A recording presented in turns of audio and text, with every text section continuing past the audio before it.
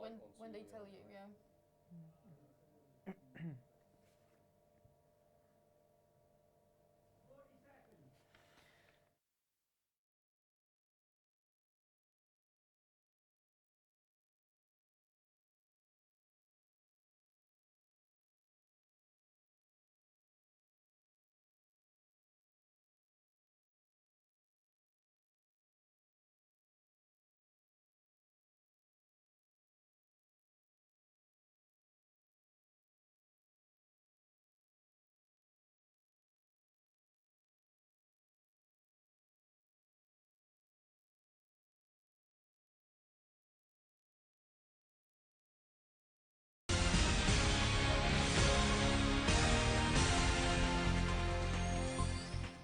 Good evening, it's 4 o'clock and you're watching HM News with Kinga Bawash. And Charles Silianu.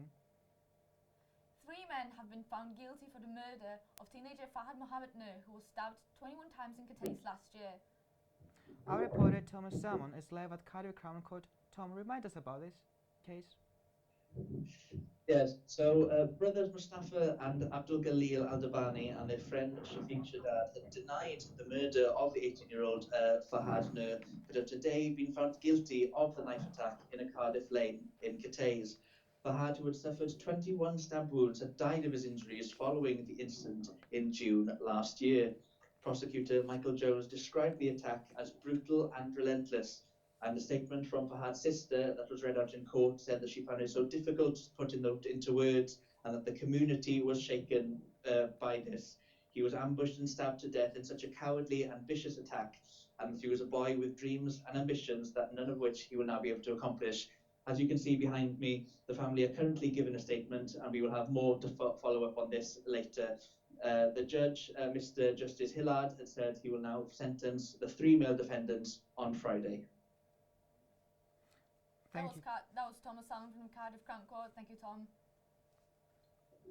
A former soldier died after being restrained by police. Now an inquest jury has cleared the South Wales force of wrongdoing, despite hearing from witnesses who told how officers left him unconscious on the floor. Our reporter Jan Jajabek was at the Pontypridd Coroner's Court for the case. So we are told that John James' death has changed the way police make arrests. Yes, exactly. Yeah. Police completely have changed their approach while restraining someone who's suffering from ABD, which John suffered from at the time of that incident. ABD stands for acute behavioral disturbance, previously referred to as acute behavioral disorder or excited delirium. This state occurs when a person is over-intoxicated by drugs, which John was, by cocaine or alcohol. And the police now completely changed their educational approach after this case occurred. So they're trained to call the ambulance whenever they have a suspicion that someone might be suffering from this state. So this could not happen again. This case set a very well precedent for the next cases. Yeah. Thank you, Jan.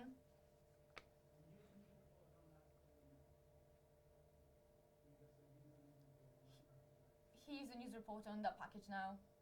We're in Lancheston. This is the street where the incident took place 3 years ago. John James was seen jumping on the roof of a car. 2 police officers came here to get him down and then had to restrain him. John's lost his life while being restrained. This initiated the investigation of the Independent Office for Police Conduct. Maizan, a quiet street inhabited by families, an unlikely setting for an innocent man's death. John James was 28 when he died, leaving behind a 1-year-old son. Witnesses at the scene believe he died due to police negligence. My concerns are that the amount of time it took for the police officers to attend CPR to John James after they had wrestled him to the ground to put handcuffs on him. It was vital time. They should have, instead of stepping away from him, talking amongst themselves, they should have dealt with him. IOPC has a broad remit, so we are essentially responsible for overseeing the police complaint system in England and Wales. That means holding the police service to account. We look at a range of different incidents, so complaints, conduct matters, and what we call DSI matters, so deaths or serious injury matters. Although the inquest at Pontypridd Coroner's Court determined that John James's death was not a direct result of police actions, this case triggered the police to enforce new training to all police forces across Wales to prevent further deaths. A judge has criticised Health Board after they failed to provide the right support to a mentally unstable man who threatened a woman with a knife. Our reporter Amelia Tippett was in the court for the sentencing hearing. On the morning of the 16th of September 2019, Tracy Cottrell was 5 minutes away from getting home from her daily jog when she was approached by Michael Simpson. Simpson, who suffers from mental health issues and Huntington's disease, hadn't slept throughout the night and walked up to Tracy brandishing a kitchen knife.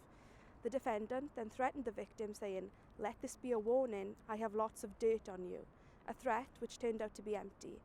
He later apologised, admitting, "Sorry, I had a bad dream." When arrested, he admitted to the crime and called it a cry for help, having been failed by mental health services. Defence barrister Christopher Evans described the act as bizarre and out of character for Simpson, who was having withdrawal symptoms from previous drug and alcohol abuse. Judge Michael Fitter was critical of the Bevan University Health Board when it was revealed that Simpson was released with little concern for his mental health. The probation officer later said that the risk of him causing serious harm to others was very high. He was sentenced to 1 year in prison with a restraining order put in place to protect the victim. On the morning of the 16th of December 2019, Tracy Cottrell was 5 minutes away from getting home from her daily morning jog when she was approached by Michael Simpson. Simpson, who suffers with mental health issues and Huntington's disease, hadn't slept throughout the night and walked up to Tracy, brandishing a kitchen knife. The defendant then threatened the victim, saying, "Let this be a warning. I have a lot of dirt on you," a threat which turned out to be empty. And later apologized, admitting, "Sorry, I've had a bad dream." When arrested, he admitted Apologies, we're going to the next story now. It's the same.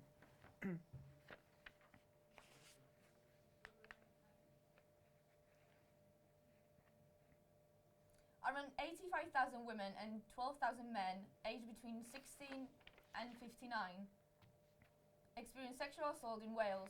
The hashtag Is That OK is a campaign that launched this week to help encourage victims to speak to someone. Our reporter Emily Wynne has the story. This woman from Cardiff, who does not want to be named, experienced sexual assault at the age of 16 in high school. In an after-school lesson with a friend and two boys who were in school with us, and they came in and started pulling my skirt up and I told them to stop, and they didn't. And then they followed me out of the class, and then they followed me down the hall, and one of them decided to push me up against a wall in the school corridor and touch my private area, and then I had to slide down the wall to get away from him. The assault didn't stop there, as the boys continued to harass her on her way home. However, she doesn't let the experience affect her day-to-day life and continues to be happy. New Pathways are specialists who provide help to victims of sexual assault.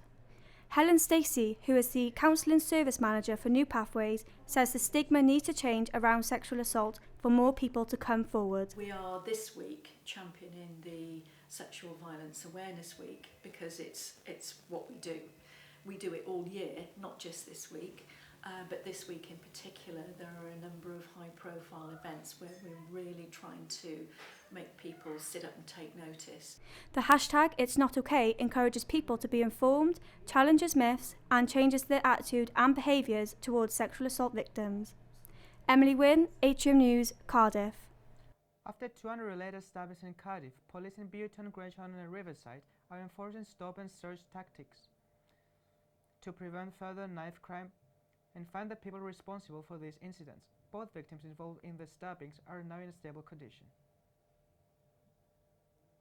Cardiff University is the first in the Welsh capital to declare a climate emergency. Since making the declaration, the university has begun laying out its plan to lower its carbon footprint. Our reporter Emily Kellerup has more. Cardiff University declared a climate emergency on the 29th of November last year, aiming to become carbon neutral by 2030. The university is creating a climate action plan which will set out the direction needed to lower its carbon footprint. We're trying to phase out single-use plastics, and that would be something we're we reduced them by 41% in the last year, but we're aiming to eliminate them altogether. But those are small things. We have to reduce our carbon footprint in much more radical ways. While other universities in the capital are yet to declare a climate emergency, the University of South Wales and Cardiff Metropolitan University do say they're making changes, with USW stating they have introduced changes including the Stop, Think, Sort campaign to encourage more recycling. I think we are in an emergency at the minute, but I think there's a lot that needs to be done in order to kind of get out of that and for people higher up in leadership to actually do something about it. But it's definitely it's going to be a long progress in order to get to a stage where we're not in an emergency. Big institutions should do it, and I think you kind of see some things in the canteen with reducing single-use plastics and more like biodegradable stuff. Cardiff University joined Aberystwyth with University in declaring a climate emergency, bringing the total to 20 universities across the UK. Emilie Kellerup, Atrium News, Catais. Next is Robert Jones with today's Sports News Roundup. It's been another busy weekend of sport, and Cardiff City return to action this evening as they take on Reading for the third time in the space of 11 days. But the relationship between the two clubs has turned sour following events that occurred off the field. A Reading supporter was ejected from the Cardiff City Stadium on Friday night after appearing to make aeroplane gestures thought to be in reference to the death of Emiliano Sala. It came after Cardiff supporters were accused of alleged racist and homophobic chanting when the two sides met at the Madejski Stadium 6 days earlier, with the Bluebirds disputing the allegation. Sticking with football now, and former Cardiff City goalkeeper Lee Kendall has been announced as part of the Wales under-16s coaching staff for next month's UEFA Development Tournament in Spain. I spoke to Kendall about the opportunity earlier this week. In January 2018, Lee Kendall was appointed USW Men's Football First Team head coach overseeing the men's performance program. Lee is a graduate of the USW BSc Sports Coaching and Performance before progressing onto the MSc Performance Coaching. Kendall had a professional career with Crystal Palace, Cardiff City, Shrewsbury Town and Barry Town. Lee also represented and captained Wales national youth teams at under 15, under 17 and under 19 and capped on a number of occasions at under 21 level. Kendall has held full-time coaching positions at Sheffield United, Cardiff City, Bristol City, England women's national team, Wales men's under 21 national team and the Wales men's under-16 national team. Talking of the under-16s, Lee Kendall will be part of the Wales national team coaching staff at next month's UEFA Development Tournament. It's been a good couple of weeks really. I sort of got the call to say that I'd asked me if I'd like to be involved.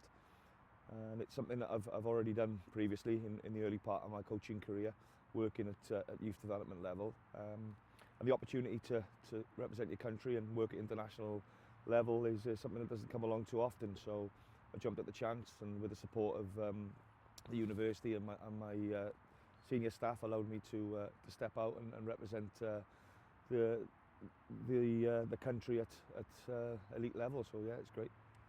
Kendall made this place a fortress 12 months ago as he led the USW men's first football team to a memorable league and cup double in an undefeated season for the team.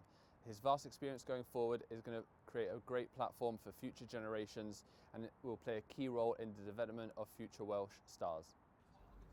Robert Jones, Atrium News, Treforest. Now, a UK-wide event bringing universities and communities together at the South Wales Atrium campus in Cardiff. This week, in aid of Comic Relief, the Road Britannia Challenge also aims to raise awareness for mental health. Tom Young has more. Sports Relief takes place next month on the 13th of March, and the University of South Wales are doing their bit to help raise money for the cause.